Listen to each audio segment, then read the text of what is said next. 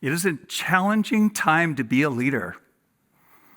Whether you're at the helm of an organization, manage a team, or run a household, the demands can feel endless. And in a world that's growing more complex by the day, leaders are expected to make countless critical decisions. And that requires one thing more than anything else: mental clarity. Yeah, I see leaders looking for clarity by doubling down, scheduling more meetings, stretching their workday even longer. I get it. I did the same thing. I constantly overbooked myself by always saying yes. Then I had a wake-up call. Rushing between meetings, I ran a red light while I was checking my email and almost sideswiped a car. I'll never forget the sound of the horn and the screeching tires. But the thing I remember most were the words I yelled out to myself. Stop. I have to stop. See, I started realizing that trying to cram more information into our brains is counterproductive. Leaders don't need more information for mental clarity, they need less. So if working harder doesn't bring clarity, what does? Well, the answer is so simple, you might not believe me. Step out of the office and step into nature. I can't tell you how many times I've been working away at my computer, stuck on a complex problem, and then gone for a walk outside, and the solution seems to appear out of nowhere. Over and over, I learned this lesson. Time in nature leads to clarity. See, we all intuitively know this works. Yet most of us don't do it. We have become so conditioned to believe that to be an effective leader, we need to work harder. We need to double down. That nature is a luxury that we enjoy after work. Problem is, the work is never done. Before I left the corporate world, I worked for an amazing agency. We were a small but mighty team. We made magic happen. And the thing I loved about working there was it was all about teamwork. We got great clients. We started to grow.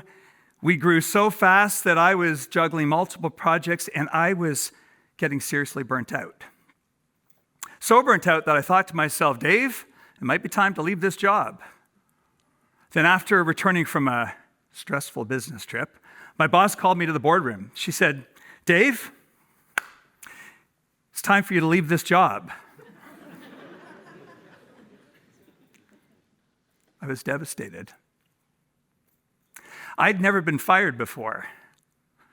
And in that messy transition where I was trying to figure out what was next, I got a coach.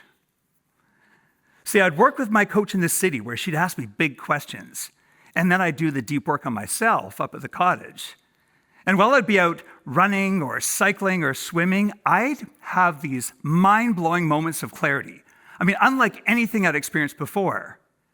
See, the combination of nature and coaching was absolutely transformational for me.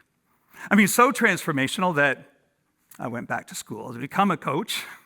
And now I take leaders and their teams out of the boardroom and into nature. And after our retreats, I see them walk away with more clarity. I see them walk away with solutions to some of their greatest challenges. I see them connect with each other on a deeper level. So what's that about? Here's what I've learned. When I ask you a great question, I'm activating your prefrontal cortex. That's your part of your brain that's responsible for decision-making and generating new insights.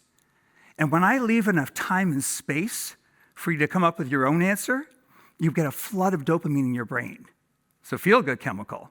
It's what we know as an aha moment. But here's the thing. When we're busy working, that part of our brain gets overloaded. It's like a traffic jam in your prefrontal cortex. But when we're in nature, that part of our brain gets very quiet. So we're essentially clearing the way for a great question and a new insight to occur. That's amazing, isn't it? So I got really curious. What is it about nature that leads to clarity? Well, science gives us 3 answers. Time in nature reduces stress, boosts our creativity, and restores our attention. Okay, let's break it down. Number 1, nature reduces stress. Now, who could use a little less stress in their life? The research suggests that nature elicits a calming response in our brain. We've all experienced this.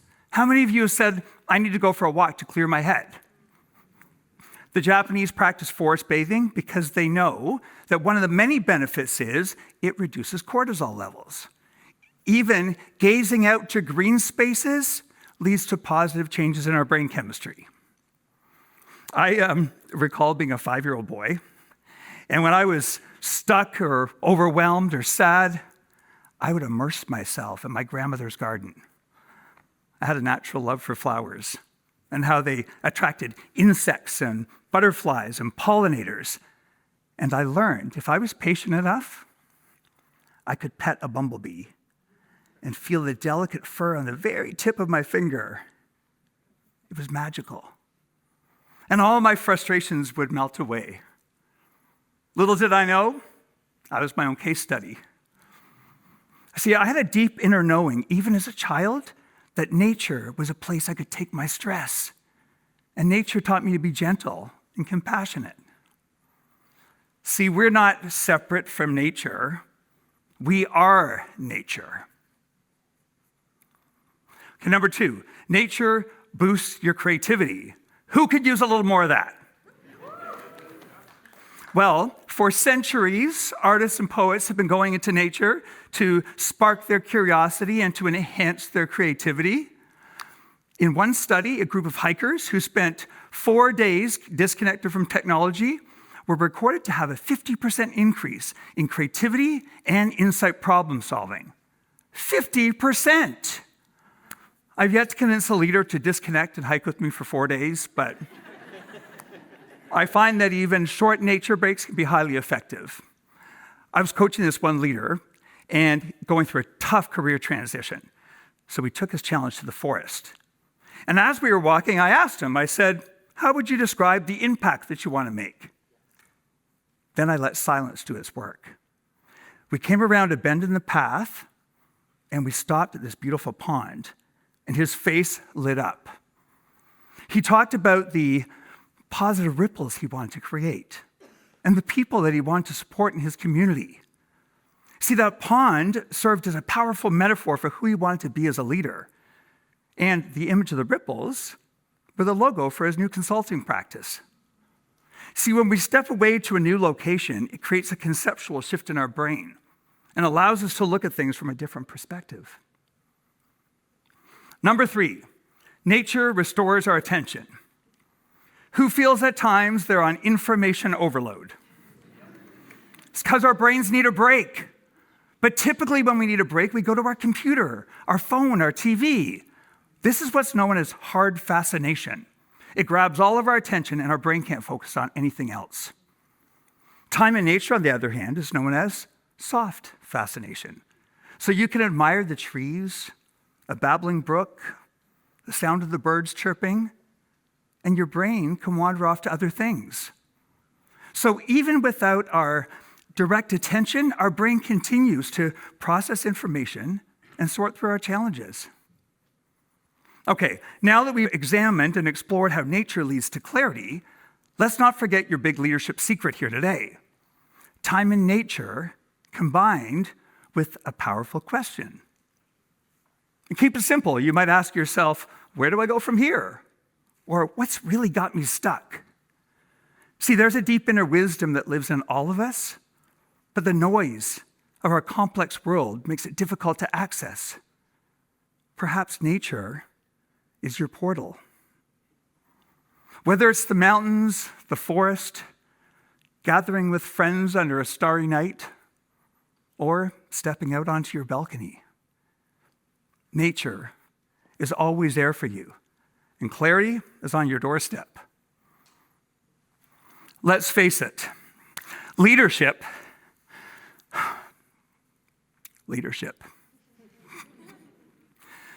It's not going to get any easier, folks. But if you're stuck or overloaded or looking to explore that new opportunity, ask yourself a great question. Then get out of the office and get into nature. Thank you.